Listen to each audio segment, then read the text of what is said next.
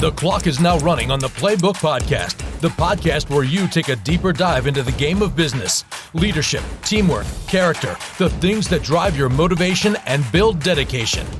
When you get a good look at the game plan of great business leaders, you start to formulate your own playbook and your own rise to the top. Make your next play your best play.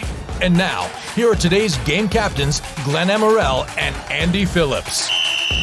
Let's go! Welcome back to the Playbook podcast. I'm Andy Phillips. Joining me, as always, is Glenn Amaral. Glenn, how you doing? I'm doing great, Andy. Thanks for asking. So we have a very special guest on today, which we're going to get to here in a minute. But first off, as always, we got our pregame warm up. So, Glenn, I got a question for you. All right. What's your favorite part about working for the Yurconic agency? All right. Well, that's pretty easy. It's the people. It's always about the people. The staff that I work with, I mean, without them, I wouldn't be anybody. I mean, they do such a tremendous job. So it has to be that. And you know what? I'm going to turn this right back on you, buddy. What's your favorite part of working at the Yurconic agency? On top of what you said, I think it's a family. It feels like family. It's a family-run business, and the atmosphere feels family, but it's also the company, the agency has the same capabilities as the non-family organizations as well. Exactly. So it's great to be somebody who works in that environment. So that'd be mine. And speaking of that, we are bringing on John Yurconic, the president of the Yurconic agency, a family-owned insurance, vehicle registration, and driver's license service agency. We believe we're up to 13 locations around the Lehigh Valley and beyond. So with that, John, how you doing? Well, good morning, Andy. How are you? What a setup question to start the day. I liked it. We're trying to tie the pregame warm-ups into the person we're interviewing. You know, why practice plays you're not going to be running in the game. That's right. So, John, basically what we do here is we will go ahead and do a first half, which is primarily business-focused questions. We'll take a break at a quick halftime, which is fun, and I'm excited to get to that with you. And then the second half is more based on leadership and your experience before we wrap this thing up. So with that being said, Glenn, do you want to kick off the first half? Yeah, I'd love to. John, as a business owner, how important, especially now in this environment, is it to diversify your business holdings?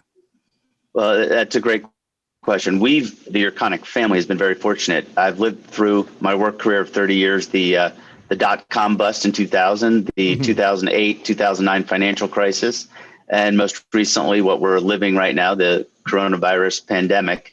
And we have our insurance business, our vehicle registration, driver's license services business, and our real estate holdings. Back when the 2008-9 crisis happened, prior to that, I used to say we are very diversified. Didn't think any event could impact each business segment we had. Well, I was wrong. And most business leaders need to acknowledge when they're wrong. They learn from that and plan ahead. So having a diversified portfolio is important, but you can't assume that an economic impact of some sort can't hurt it or hurt all of it. In the pandemic, we've been fortunate in this most recent event that we've weathered the storm. Many businesses have. Many are still struggling significantly out there, but you keep fighting the battle. You learn from the prior adversities that you faced, and you surge ahead. That's great. So when it comes to the community, obviously the Yurconic agency has been around for more than 50 years, and the name is synonymous with the Lehigh Valley itself. How important is it for not only you, but for the entire agency to continue to give back to the community that has really loved and supported and put their arms around you guys and us? Yeah, it's extremely important. I've born and raised in the Lehigh Valley and surrounding area, been part of the communities. As you said earlier, we have 13 offices now in 6 counties, I believe, 5 or 6 counties. And every community is important to us. The people that live in these communities are what support us. We wouldn't exist without them. The Yurconic agency survives on people buying personal insurance, people selling and used cars and coming to our offices to do the transfers, businesses insuring their livelihoods with us. So without the communities, we don't exist. So as we have a focus. I have a soft spot for children. So we direct a lot of our charitable dollars to organizations that support kids. It's just, to me, Children, unfortunately, at times are dealt a card that they can't, can't get out of their situation. So there's many very good organizations that help them, and we're strong supporters of that. Well, that's great. I mean, yeah, kids have no say on what's going on. It's a great area to, help out wherever you can. My next question, John, you're part of a family-owned business, obviously, and you've carried on your father's legacy. You've created your own legacy. What advice would you give to other family businesses on succession planning? That's a crucial question I think a lot of businesses have. Well, I'm glad you said legacy I created, not infamousy or some other type of word, Glenn. But we insure a lot of family businesses. So I see the best and the worst of what's going on as children of parents come on board. And I've even spoken at some seminars on this topic because my father and I had a wonderful working relationship. We didn't agree all the time, but our relationship in the business environment was around respect. And I respected what my father and mother, my parents did to get a business from zero to something with cash flow. That's a skill set and a talent that is not in everybody. And I'll be honest, I don't know if I could have done it. That first 10 years of getting a business off the ground is very difficult. But I respected what they did and never once took it for granted as we continued to grow. And I give my parents a lot of credit. They didn't try to micromanage me. My dad had one rule: don't bankrupt the company. Other than that, grow. And I almost violated that rule in 1993. We had some serious financial challenges from 91 to 93, and we fought our way through that. But they always respected to give me my freedom to try to grow the business, enhance the product offerings that we do or have. And, I always had insight on, okay, there's risk and reward. Everything the Yurconic family tried did not work. We learned from those failures. They're the best lessons you ever have in business. And, obviously take the successes and run with them. So as I look at other family businesses, I'll say to the parents, give the kids a little room to succeed and fail, and don't micromanage. And to the kids, don't ever take for granted what your parents did.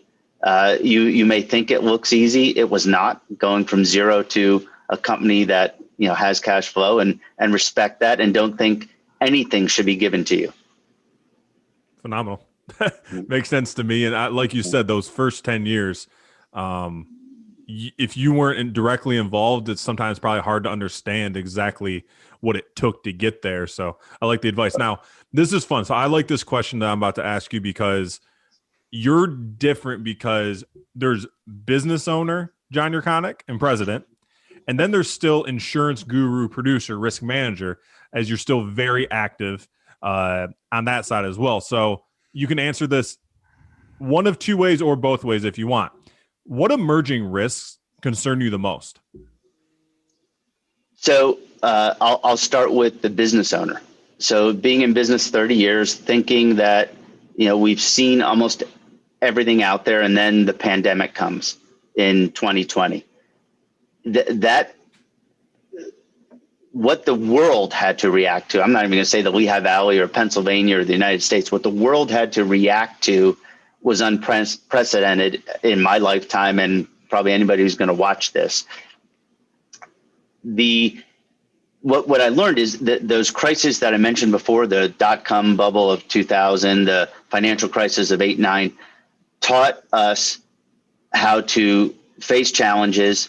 I don't like the word problems. I like the word challenges, because problems have a negative connotation. Challenges are meant to be overcome, right? Oh, yeah. So you face those challenges, and the leadership team we had in place, we've worked our way through it. There were bumps in the roads as we were going through it, but that sets me up to say, okay, what's coming down the road? What do I fear in risk out there? Is with a good leadership team, a good capital base, we're well capitalized, as many companies that survived the 2008-9 crisis. Hopefully they didn't have a short memory. They remember that they need cash on their balance sheet to make it forward. When these things happen, you fight through it, and what's next, we'll survive. I will say one thing concerns me is probably the amount of debt the government's taking on. Somewhere down the road at some point, whether it's in my career, and Andy, you're pretty young, and Glenn, you're more like me, so sorry about that. But, it's got to be paid back. You just can't keep printing the money, but the government needs to do things. If there's ever a time for the government to do something to support, whether it's the hospitality industry, the entertainment industries, the venues that have to be shut down, they got to come to the rescue. They had to come to the rescue last year to help all of us in business when we were forced to shut down by no fault of our own.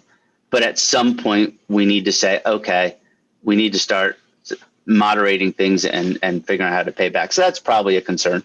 On the insurance side of the risks, what's coming, the cyber world, our clients are getting attacked. I was in a board meeting this morning on a board I sit on, and the cyber risk discussion out there, the things we don't know scare me more than the things I know, because what I know I can work on, I can work with our team, address, analyze risk, reward, and move forward. But that unknown out there, those people, bad people, and who knows where of the world that are trying to hack in and create chaos, whether it's at our organizational level, whether it's at the government level, that stuff, first of all, it's foreign to me. I don't even know what the heck they're doing. I'm not smart enough to know that. Andy's probably smart enough to know that, but must be a different Andy. Yeah.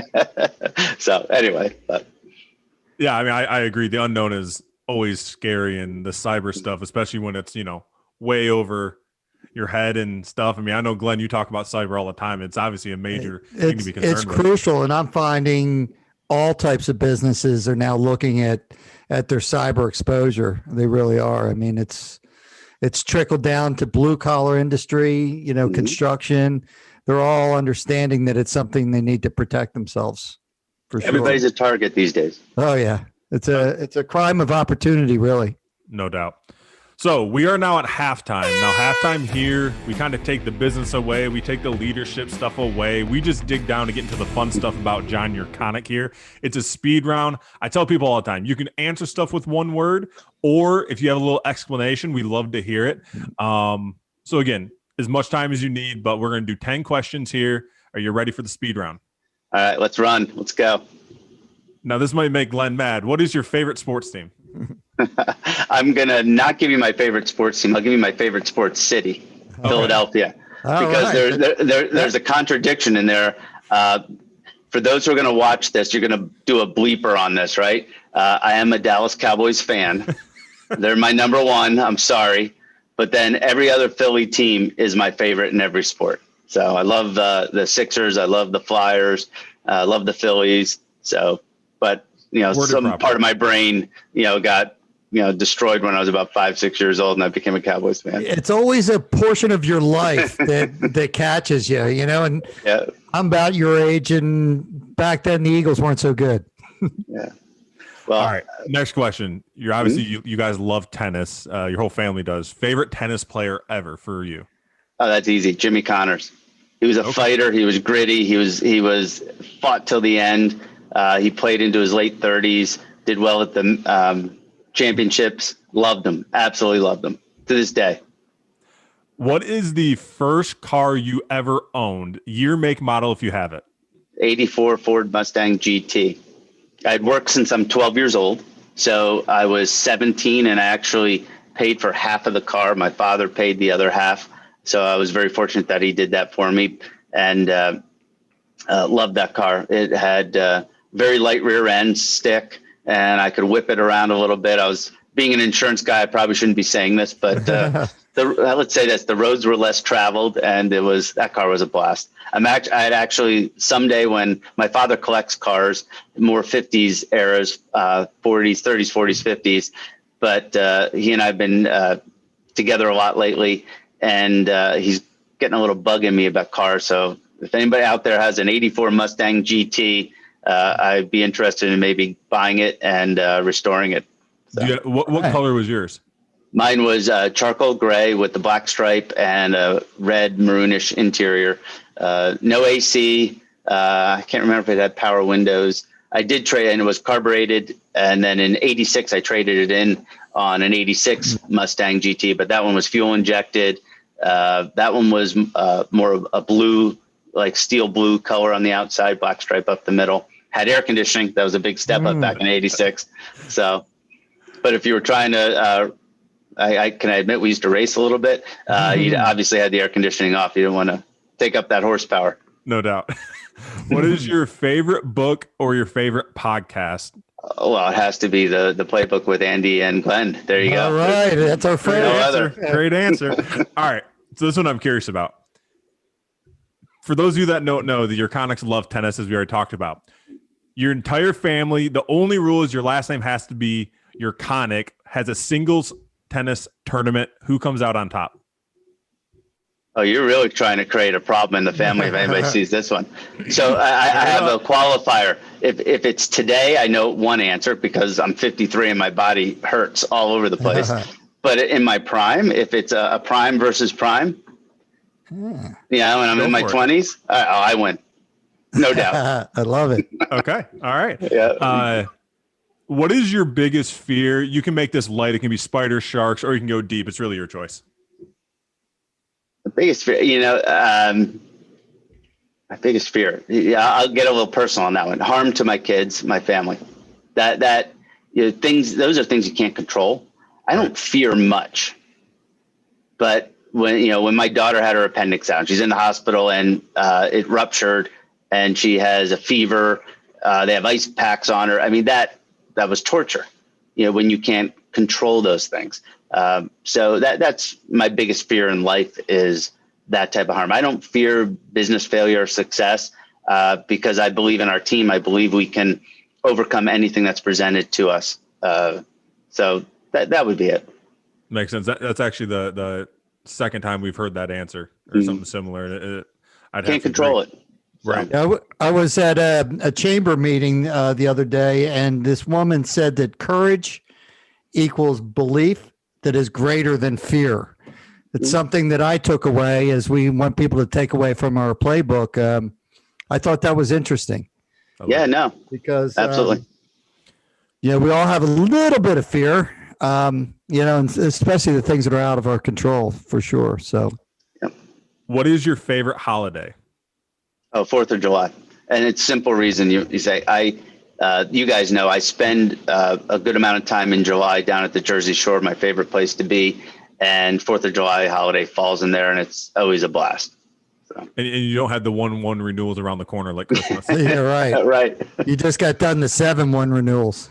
Yeah. So rebranding for the 50th, the Yurconic logo, if people haven't seen it, is awesome. But the thing that stayed uniform was the colors are blue and gold or blue and yellow. Is it safe to say those are your favorite colors, or do you just like the look of them on a logo?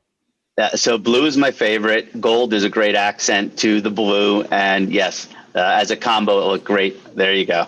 So. All right. So give me a number, your best guess from 0 to 365. How many days a year do you think you wear a blazer or a suit jacket? So I'll give you the pre-COVID answer was every day that I wear it, as you can see what I'm wearing for you today. Post-COVID, as you guys will attest, I've gone very casual for the last 6-8 months, and I've gotten in trouble with our HR department. They've advised me that I'm not dressed appropriately for the Yurconic agency employee handbook, so I will have to step it up a little bit, and I'll be back to my normal attire. But even the boss has a boss. Yeah, there you go. And the last question here of the speed round is, let's just say you're celebrating in about 10 months, you're celebrating a record year for the Yurconic agency. What's in John Yurconic's glass and what's on his plate? What's in my glass? In my glass, drink-wise, Tito's vodka, club soda, splash of cran, and lime. My favorite drink. On my plate, celebratory stuff is typically surf and turf. Lobster and a fillet. That's my go-to. I knew the drink. You got to go easy on the red meat, though, right? Glenn, come on. I just had my annual physical about 2 weeks ago, and you are right. My cholesterol, this is public, but yes, it's a little high. I do need to watch that red meat. So we'll wait for that celebration. Andy, see what you have to look forward to, right? Yeah. All right, let's get into the second half. All right. Again, these are mainly leadership and experience focused questions. So, as any business owner knows, rapid growth comes with as many challenges as a slow time. So, just how do you lead through all these different style and different kinds of periods? I would say leaders don't think about leading. I don't really think about leading. You evolve over time with your experiences. And I'll give you an example. In the early 2000s, around 2004-05, we were growing like crazy. We opened up 6 offices in a 24-month period. We couldn't staff appropriately. I call it hanging on for dear life. I was probably not the best of leaders at that time, as I hired some people inappropriately. We should say, just did some things. I didn't plan enough for that growth and what the consequences were. But as a good leader, I learned from that. So as we grew and acquired other agencies, I learned that, all right, planning ahead of time is very important, and doing things, putting in extra work, like Andy in your sports career, those that put in the extra work ahead of time, the results, I'm not going to say come easier, but the results are at a higher level. Higher level results are achievable if you put in that extra reps, extra whatever up front. So as a leader, I would look at, how do you handle the growth and the slow times? The slow times, you're focused on not much changes. You're focused on, fixing or facing the challenges. You're focused on what's coming. And we look at, what's coming next week, what's coming, in the next 12 months and 3 years down the road. We're constantly looking at that. So that, granted, I will say COVID surprised us. That was not anywhere in our plans. But you know what? Because we had plans, we could adapt, modify. And, when we were shut down for 3 months, with zero revenues, we were able to adjust and adapt. And while it was scary, we led our way through that because we were constantly planning and evolving. And so I don't know if that really answers it, but, Oh, no, it does. And like you said, a lot of it in how you compare it to sports and how you use your time is so valuable. I mean, when I was in college, they were allowed to have you for 20 hours a week. That was like the max they could have you. And it was no secret, though, that the guys who were only doing stuff to get better during those 20 hours were the guys who were oftentimes on the sidelines on Saturdays. You had to put in extra time, and you really get what you put in. And like you said, as a leader, it's the same thing. Yeah, and I played college tennis. So back in my college days, we put our 2.5 hours on the court time. But then there were those of us that either kept playing or went to the gym or did other stuff. And obviously there were teammates that said, that's my time, that's all I'm putting in. And they played at a certain level. And the rest of us, obviously achieved higher accomplishments. Right. Absolutely. Well, John, one of the leadership skills that I've seen that you have is your ability to look into the future, because things are really changing quite a bit. I mean, you look at, registration and things like that. How important is it to be 1, 2, 3 years down the line as you're leading your organization to what the new normal will be in that time frame? Well, we use a business consultant, Tom Garrity from Compass Point. Started working with him probably 8-10 years ago. Maybe it's even longer, but he's the one, as I came out of that 2005-09 period where I felt I was missing the mark, brought him on. He taught us the planning process, which we did very little planning. It was a shotgun approach, pre-2010. But with the planning 1 and 3 years, every business should be doing it. And I will say the first time you do it, the second time, you're going to miss. But when you start doing it for a few years, you start getting much better at predicting what will come. And then it gets you thinking. If you look at our product offering today, like fingerprinting, take for example, we didn't do that 10 years ago, but we do it today. Selling easy passes, we do that today. We didn't do that before. Our vehicle title transfer business has grown dramatically, where before it might have been 30% of our transaction count. It's now 60% of our transaction count today in the vehicle registration. You take business insurance, our workers' comp, the way we differentiate in that came from about 7 years ago, planning how do we, insurance, all insurance brokers are going to say we have great people, we do great things, we have great service. but how do they actually differentiate and assist their clients? We did that with third-party claims management and HR services as included in our offerings versus, a fee-based add-on that most brokers do. So constantly trying to reinvent ourselves and plan for, don't get satisfied with what we have today or what's going on today. It might be great. And yeah, Andy's right. We're going to have the best year ever. This is shaping up to be a great year for us. But you don't just stop and say, oh, wow. And, you applaud and you recognize, you do all that good stuff. But you have to say, you know what, 2022 is coming, 2023 after that. You don't stop planning just because you're going to have a good year. You want to have that good year and you keep going. Yeah, it's like Tom said, I think it's revenue is vanity, profit is sanity, and cash is king, right? And you spend too much. It's like you're driving a car. You spend too much time looking in the rear view mirror. You're going to get in an accident, right in front of you. So you always got to be prepared for that. Yep. All right. So we've kind of touched on this a little bit, but you've done a tremendous job leading the agency through the pandemic. Were there any specific challenges, whether it be figuring out what things are covered with clients, whether it's getting our staff to be virtual? Was there anything specific that was the biggest challenge that you overcame? Well, let's start with confusion, right? March, 16th or 17th, we get the order somewhere around there that we have to shut down. Never in my business career did I think we would be ordered to shut down retail locations. So I would say that first week, probably most businesses were confused.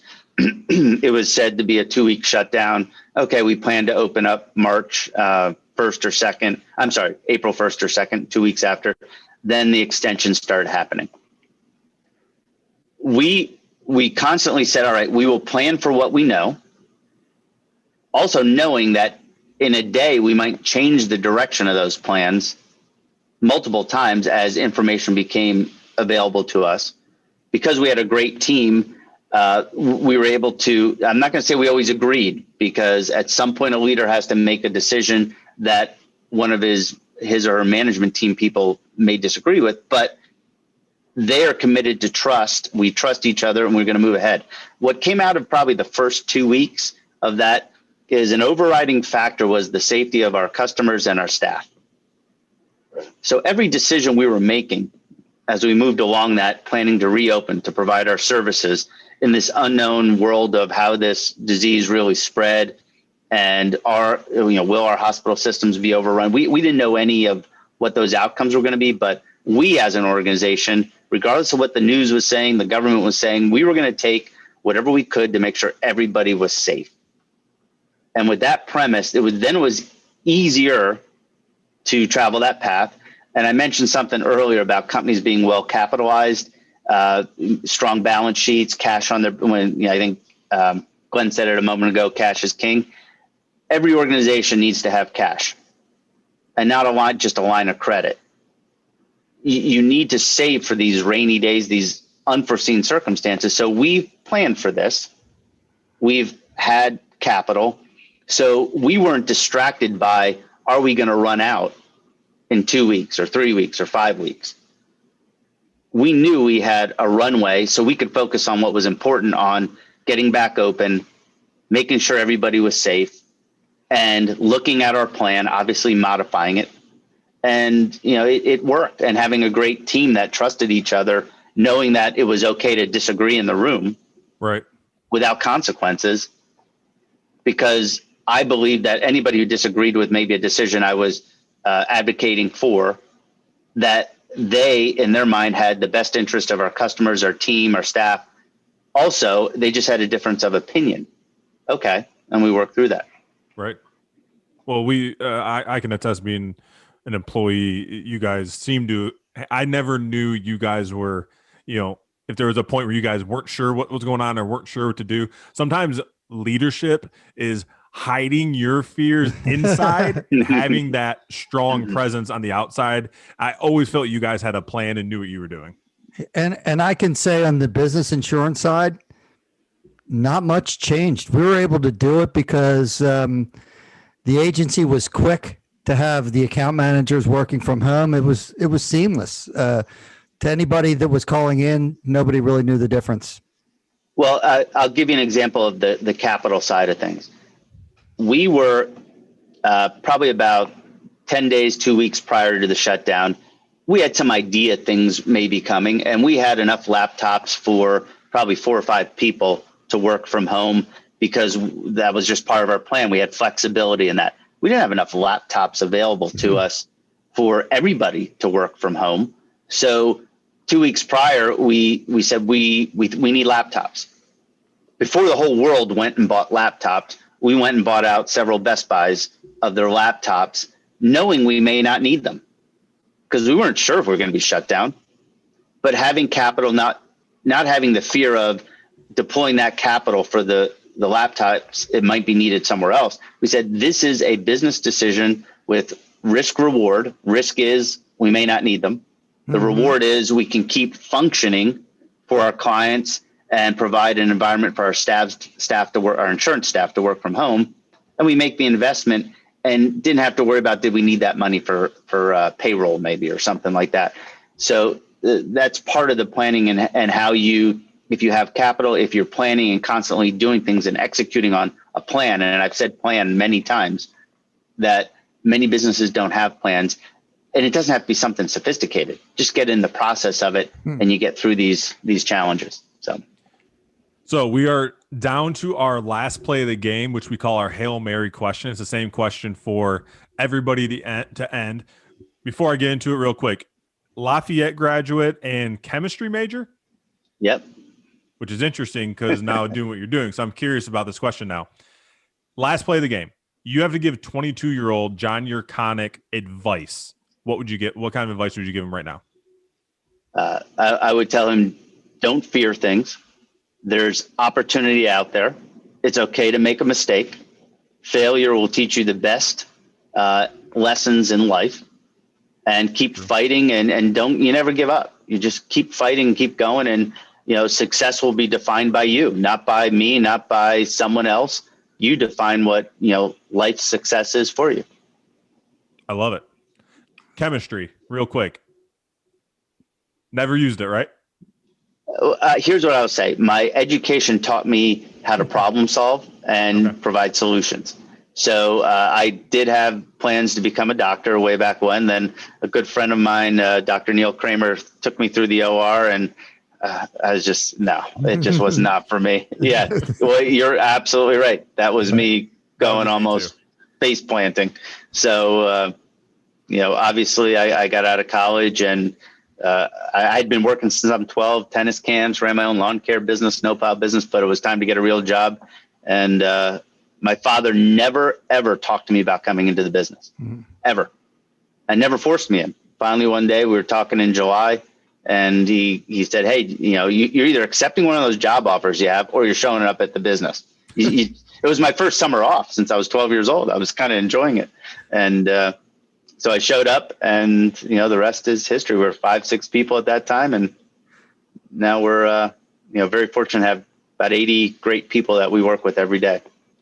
Well, that's great. I'd like to thank John Yurconic for joining us today on the Playbook podcast.